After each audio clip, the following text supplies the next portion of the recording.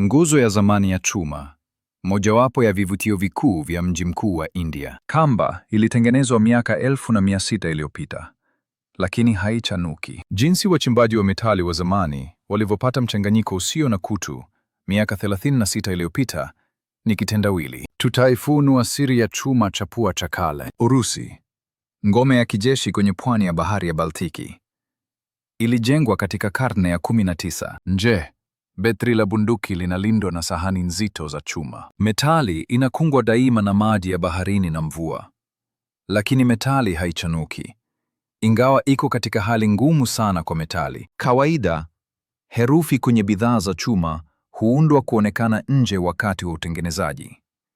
Ni rahisi zaidi kuliko kuondoa kwa chuma kigumu baadaye. Maandishi kwenye nguzo huko Delhi ni bandia, iliandikwa baadaye. Kituo cha chuma nchini India na ngome ya kijeshi ya Urusi zimetengenezwa kwa chuma hicho hicho kwa kutumia teknolojia ile ile wakati mmoja.